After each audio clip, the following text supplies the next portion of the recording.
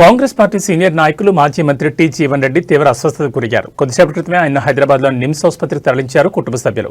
గత రాత్రి నుంచి ఆయన వాంతులు విరేచనాలతో ఇబ్బంది పడుతున్నట్టు తెలుస్తోంది. ఫుడ్ పాయిజన్ కారణంగానే ఆయన అస్వస్థతకు లోనయ్యారని ప్రాథమికంగా తెలుస్తోంది. ప్రస్తుతం నిమ్స్ వైద్య బృందం ఆయనకు అత్యవసర చికిత్స అందిస్తోంది. ఆయన ఆరోగ్య పరిస్థితిని డాక్టర్లు నిశితంగా పర్యవేక్షిస్తున్నారు. మరోవైపు జీవన్ రెడ్డి గత కొద్ది రోజులుగా పార్టీ పరిణామాలపై తీవ్ర అసంతృప్తితో ఉన్న విషయం తెలిసిందే. ముఖ్యంగా జగిత్యాల రాజకీయాల్లో చోటు చేసుకున్న పరిణామాలు ఆయన తీవ్రంగా కలిచివేస్తున్నాయి.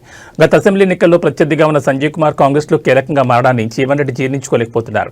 ఇటీవల జరిగిన మున్సిపల్ ఎన్నికల్లో తన వర్గానికి కేవలం 20 టికెట్లు ఇచ్చి సంజయ్ కుమార్ వర్గానికి 30 టికెట్లు ఇవ్వడంపై ఆయన రాష్ట్ర నాయకత్వంపై నిప్పులు చెరిగారు. ఫలితాల అనంతరం కీలకమైన మున్సిపల్ చైర్మన్ పదవిని కూడా సంజయ్ కుమార్ వర్గానికి కట్టబెట్టడంపై జీవన్ రెడ్డి తీవ్ర ఆగ్రహంతో ఉన్నట్లు సమాచారం.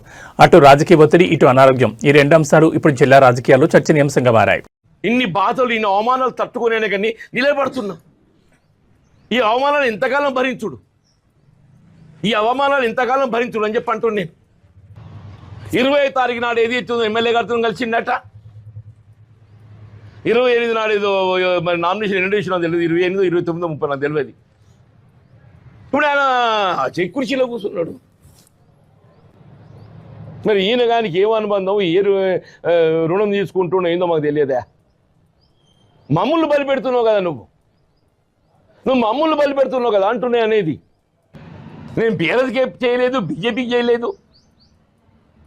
కాంగ్రెస్ అన్యాయం జరిగింది. టికెట్లు దొంగ లెక్క ఎత్తుకపోయిండు, అర్ధరాత్రి కన్నం వేసి ఎత్తుకపోయిండు, పక్కిండు కన్నం వేసి ఎత్తుకపోతాడో ఎమ్మెల్యే గారు మన టికెట్లు ఎత్తుకపోయిండు, బీఫామ్ చేతి గుర్తు ఎత్తుకపోయిండు కాబట్టి మన విధిలోకి ఏదైతే ఉందో ఇవాళ ఇంకో ఇవాళ ఈ వేరే గుర్తుతో మీ ముందుకు వచ్చామని చెప్పిన తప్ప ఏం మాట్లాడలేదు.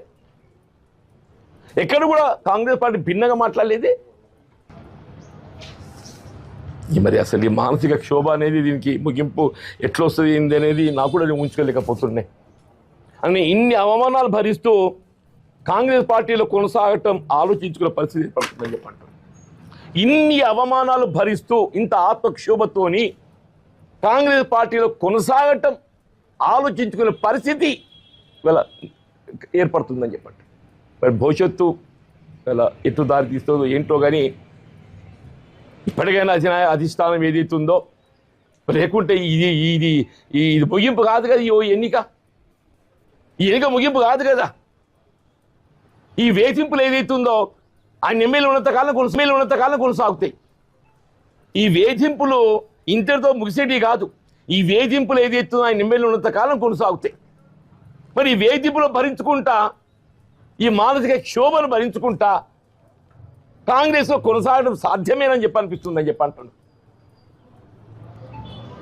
రియల్లీ మరి అసలు ఏంటి దారి ఎటుంటుంది ఏంటి అనేది నేను ఊహించుకోలేకపోతున్నాను చెప్పండి. మీతోనైనా ఈ మనోవేదన పంచుకుందాం అని చెప్పని నేను మాట్లాడుతున్నాను. అంతకంటే ఎక్కువ నేను చెప్పగలిగేది లేదు. మీరు పరిస్థితులని గమనిస్తున్నారు.